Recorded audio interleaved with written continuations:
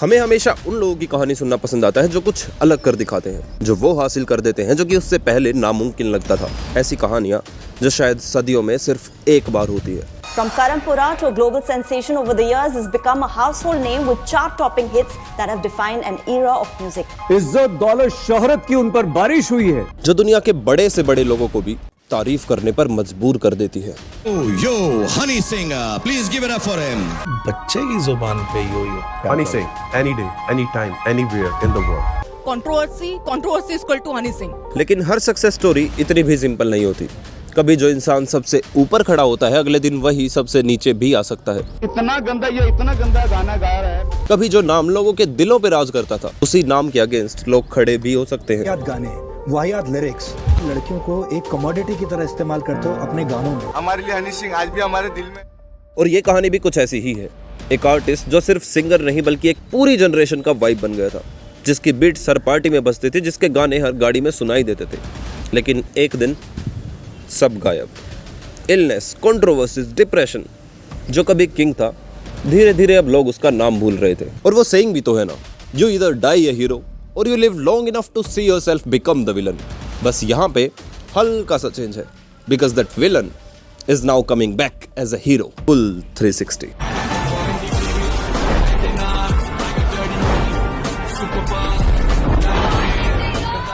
This is the story of Yo Honey Singh. इस कहानी की शुरुआत 15 मार्च 1983 में होती है, जब पंजाब के एक छोटे से गांव होशियारपुर में हृदेश सिंह का जन्म होता है।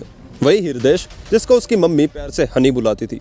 पर तब किसको पता था कि यही हृदेश आगे जाके पूरे इंडिया का म्यूजिक रेवोल्यूशन करने वाला है। हृदेश पैदा भले ही पंजाब में हुए हों, पर इनकी पूरी परवरिश दिल्ली की ही है। और इसी शौक के कारण हनी सिंह बचपन से ही अपने स्कूल में हर किसी सिंगिंग, एक्टिंग या फिर डांसिंग कॉम्पिटिशन्स में हिस्सा लेते रहते थे। लेकिन उनका ये शौक उनके प्रोफेशन में तब बदला जब हनी सिंह के घर एक दिन एक तमिल एल्बम की टेप आई। वो किसी और की नहीं बल्कि खुद AR रहमान की CD थी। और उसे सुनने के बाद हृदेश ने इतना तो डिसाइड कर लिया था कि उसने अपना फ्यूचर म्यूजिक प्रोडक्शन में ही देखना है। सिख फैमिली में तमिल टेप, AR रहमान। और इतनी मेहनत के बाद फाइनली वो दिन आता है, साल 2006 का वो दिन, जहां पर एक गाना रिलीज होता है जिसके बाद हनी सिंह का करियर हमेशा के लिए बदलने वाला था।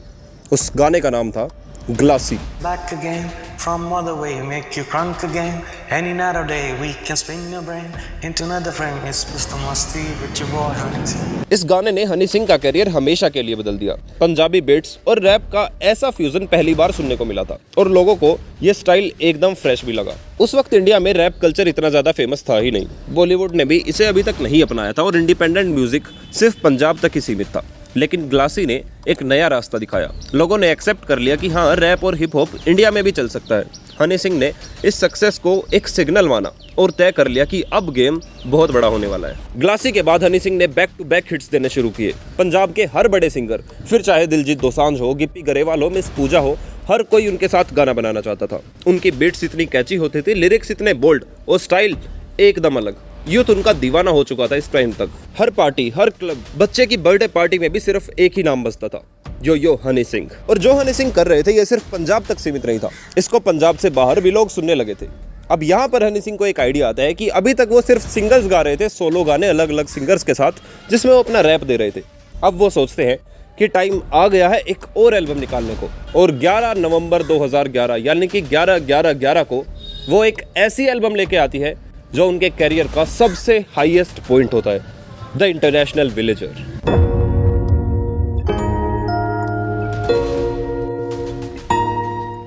और फिर आया ब्राउन रंग, वो ब्राउन रंग जो शायद आप में से सबको याद होगा, जो इंडिया पे YouTube में सबसे ज्यादा देखे जाने वाला गाना बन गया। लेकिन असली धमाका तो तब हुआ जब हनी सिंह बॉलीवुड में ऑफिशियली एंटर हुए,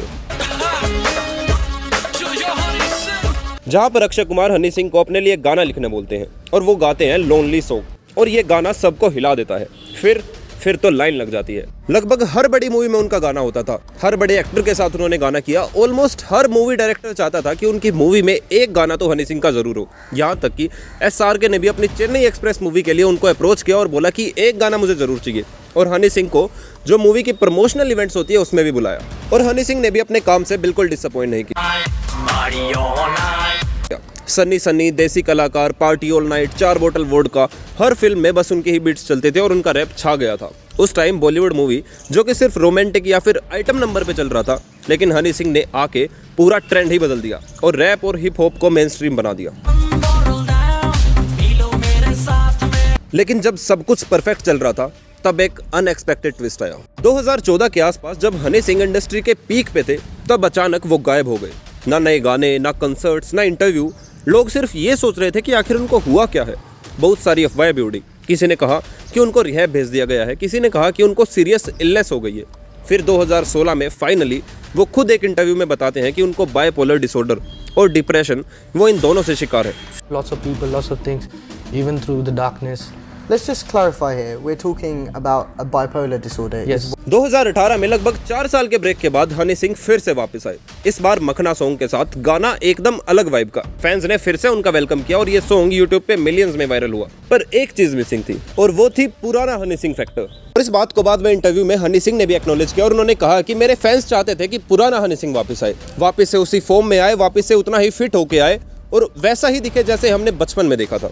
और ये हनी सिंह के लिए काफी डिफिकल्ट भी था, पर फिर भी लुक एट द ट्रांसफॉर्मेशन। पर जहां पर मेजॉरिटी लोग सोच रहे थे कि हनी सिंह तो अब चले गए और उनका कमबैक होने के कोई चांस ही नहीं है, उन सबको गलत प्रूव करके दिखाते हैं हनी सिंह। लोगों का कमबैक ही नहीं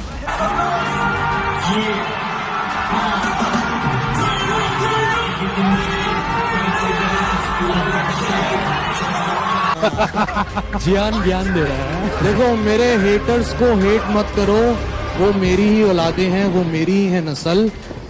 कभी करते थे जज हसल। अगले 7 साल ऐसा दिखूंगा कि दिमाग फट जाएगा। और ये सब देख के ये तो इजीली कहा जा सकता है कि हनी सिंह का कमबैक तो डेफिनेटली हो चुका है। बल्कि मैं तो एक स्टेप आगे जाके ये कहूंगा कि शायद इस बार हनी सिंह का जो राइज दुनिया देखने वाली है वो पिछली बार भी नहीं देखा गया था। और मैं तो मर गया था, खत्म हो गया था। मुझे आप लोग